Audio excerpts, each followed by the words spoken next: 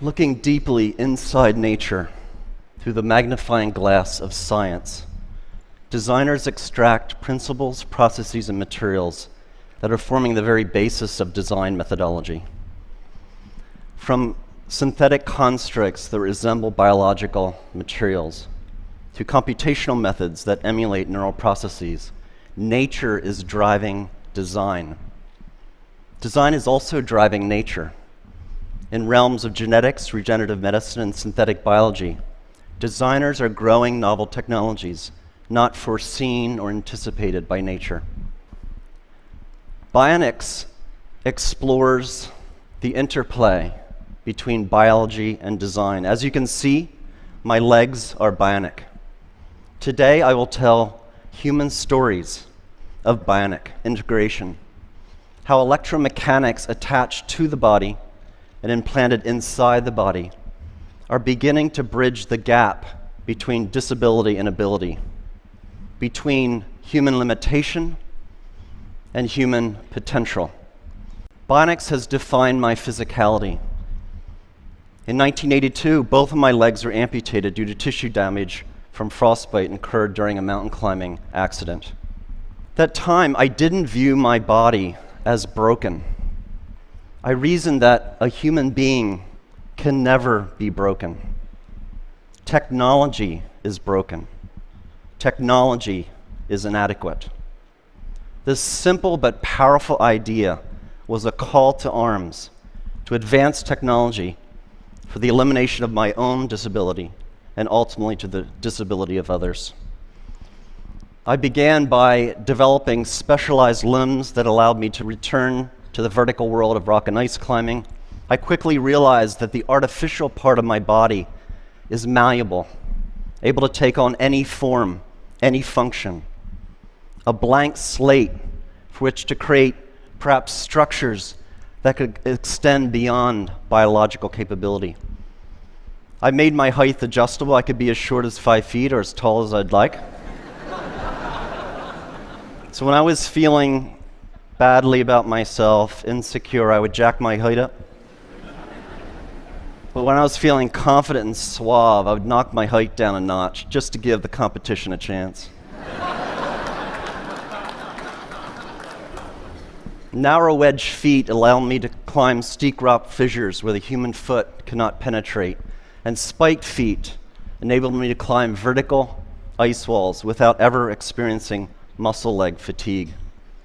Through technological innovation, I returned to my sport stronger and better. Technology had eliminated my disability and allowed me a new climbing prowess. As a young man, I imagined a future world where technology so advanced could rid the world of disability, a world in which neural implants would allow the visually impaired to see, a world in which the paralyzed could walk via body exoskeletons. Sadly, because of deficiencies in technology, disability is rampant in the world. This gentleman is missing 3 limbs. As a testimony to current technology, he is out of the wheelchair, but we need to do a better job in bionics to allow one day full rehabilitation for a person with this level of injury. At the MIT Media Lab, we've established the Center for Extreme Bionics. The mission of the center is to put forth fundamental science and technological capability that will allow the biomechatronic and regenerative repair of humans across a broad range of brain and body disabilities. Today, I'm going to tell you how my legs function, how they work, as a kind of case in point for this center. Now, I made sure to shave my legs last night because I knew I'd be showing them off. Bionics entails the engineering of extreme interfaces. There's 3 extreme interfaces in my bionic limbs: mechanical, how my limbs are attached to my biological body; dynamic, how they move like flesh and bone; and electrical, how they communicate with my nervous system. I'll begin with mechanical interface. In the area of design, we still do not understand how to attach devices to the body mechanically. It's extraordinary to me that in this day and age, one of the most mature, oldest technologies in the human timeline, the shoe, still gives us blisters. How can this be? We have no idea how to attach things to our bodies. This is the beautifully lyrical design work of Professor Neri Oxman at the MIT Media Lab, showing spatially varying exoskeletal impedances, shown here by color variation in this 3D printed model. Imagine a future where clothing is stiff and soft where you need it, when you need it, for optimal support and flexibility without ever causing discomfort. My bionic limbs are attached to my biological body via synthetic skins with stiffness variations that mirror my underlying tissue biomechanics. To achieve that mirroring, we first developed a mathematical model of my biological limb. To that end, we use imaging tools such as MRI to look inside my body to figure out the geometries and locations of various tissues. We also took robotic tools. Here's a 14 actuator circle that goes around the biological limb. The actuators come in, find the surface of the limb, measure its unloaded shape, and then they push on the tissues to measure tissue compliances at each anatomical point. We combine these imaging and robotic data to build a mathematical description of my biological limb, shown on the left. You see a bunch of points or nodes. At each node, there's a color that represents tissue compliance. We then do a mathematical transformation to the design of the synthetic skin, shown on the right. And we've discovered optimality is where the body is stiff, the synthetic skin should be soft. Where the body is soft, the synthetic skin is stiff. And this mirroring occurs across all tissue compliances. With this framework, we produce bionic limbs that are the most comfortable limbs I've ever worn. Clearly, in the future, our clothing, our shoes, our braces, our prostheses will no longer be designed and manufactured using artisan strategies, but rather data-driven quantitative frameworks. In that future, our shoes will no longer give us blisters. We're also embedding sensing and smart materials into the synthetic skins. This is a material developed by SRI International, California. Under electrostatic effect, it changes stiffness. So under zero voltage, the material is compliant. It's like floppy like paper. Then the button's pushed, a voltage is applied, and it becomes stiff as a board. We embed this material into the synthetic skin that attaches my bionic limb to my biological body. When I walk here, it's no voltage. My interface is soft and compliant. The button's pushed, voltage is applied, and it stiffens, offering me a greater maneuverability of the bionic limb. We're also building exoskeletons. This exoskeleton becomes stiff and soft in just the right areas of the running cycle to protect the biological joints from high impacts and degradation. In the future, we'll all be wearing exoskeletons in such common activities such as running. Next, dynamic interface. How do my bionic limbs move like flesh and bone? At my MIT lab, we've studied how humans with normal physiologies stand, walk, and run. What are the muscles doing, and how are they controlled by the spinal cord? This basic science motivates what we build. We're building bionic ankles, knees, and hips. We're building body parts from the ground up. The bionic limbs that I'm wearing are called biomes. They've been fitted to nearly 1,000 patients, 400 of which have been US wounded soldiers. How does it work? At heel strike under computer control, the system controls stiffness to attenuate the shock of the limb hitting the ground. Then at mid-stance, the bionic limb outputs high torques and powers to lift the person into the walking stride, comparable to how muscles work in the calf region. This bionic propulsion is very important clinically to patients. So on the left, you see the bionic device worn by a lady. On the right, a passive device worn by the same lady that fails to emulate normal muscle function, enabling her to do something everyone should be able to do, go up and down their steps at home.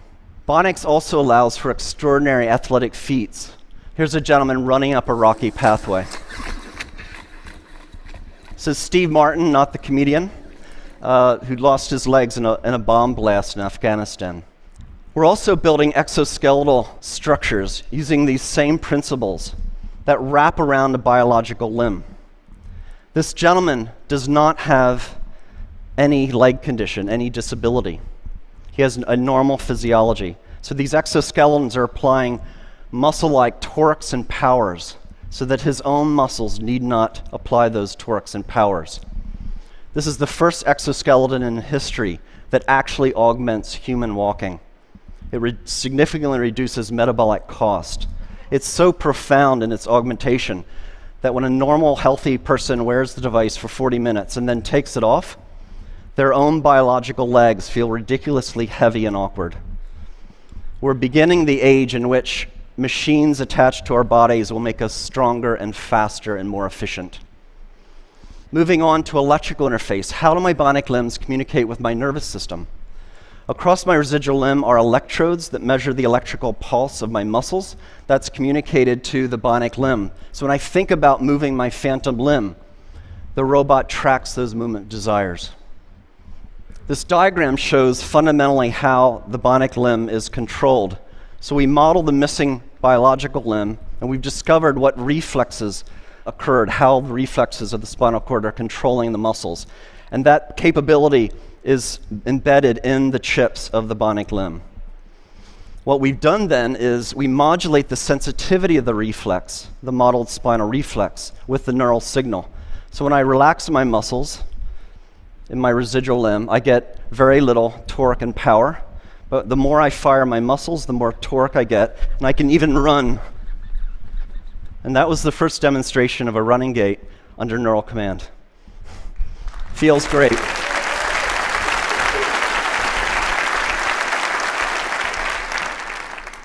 We want to go a step further. We want to actually close the loop between the human and the bionic external limb.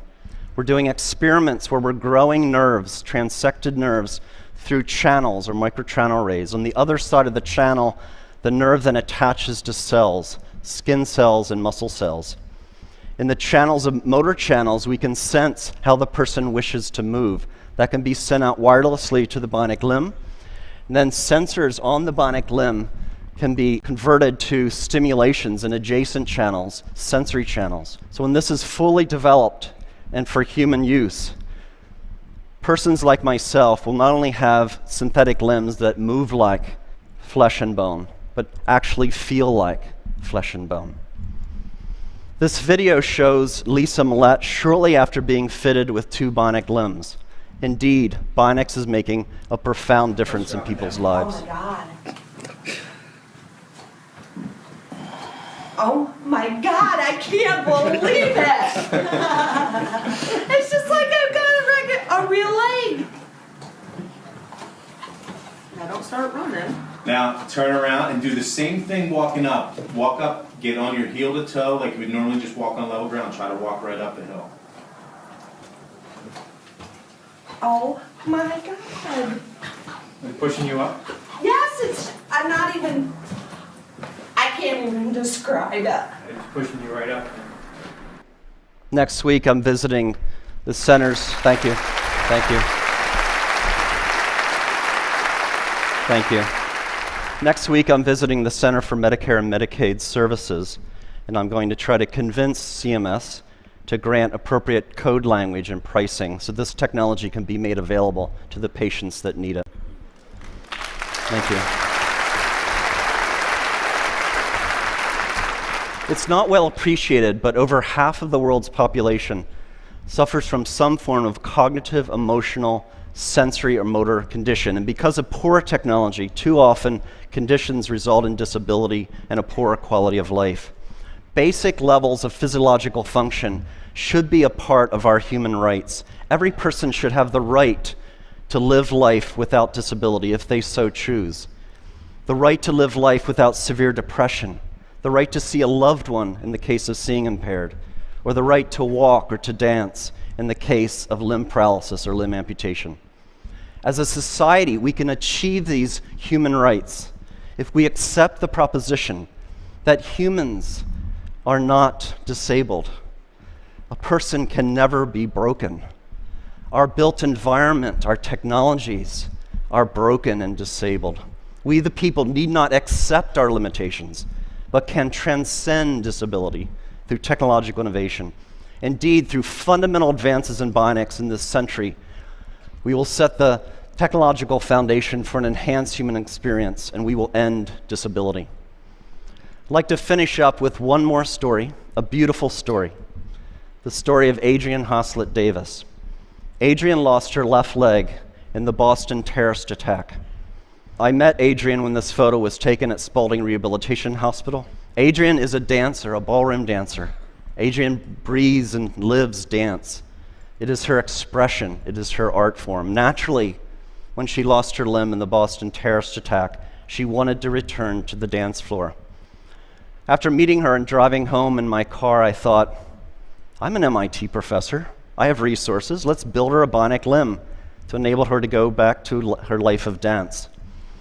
Brought in MIT scientists with expertise in prosthetics, robotics, machine learning, and biomechanics. And over a 200-day research period, we studied dance. We brought in dancers with biological limbs, and we studied how do they move? What forces do they apply on the dance floor? And we took those data and we put forth fundamental principles of dance, reflexive dance capability, and we embedded that intelligence into the bionic limb. Bionics is not only about making people stronger and faster. Our expression, our humanity can be embedded into electromechanics. It was 3.5 seconds between the bomb blasts and the Boston terrorist attack. In 3.5 seconds, the criminals and cowards took Adrian off the dance floor. In 200 days, we put her back. We will not be intimidated, brought down, diminished, conquered, or stopped by acts of violence.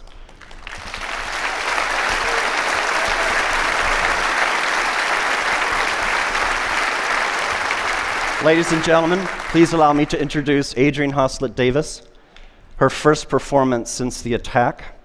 She's dancing with Christian Leitner.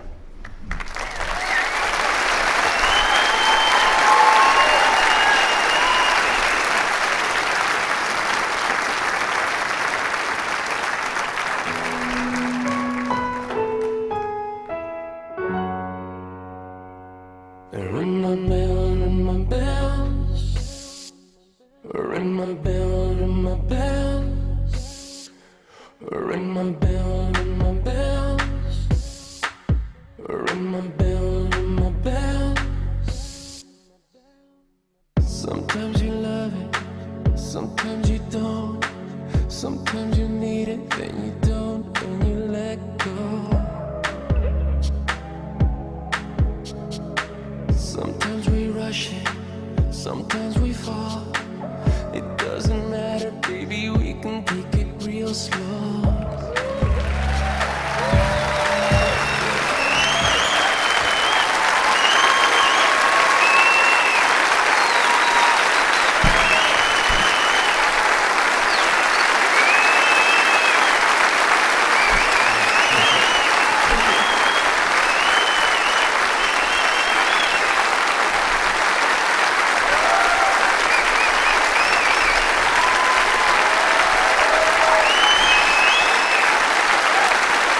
Ladies and gentlemen, members of the research team, Elliot Rouse and Nathan Bertarzi.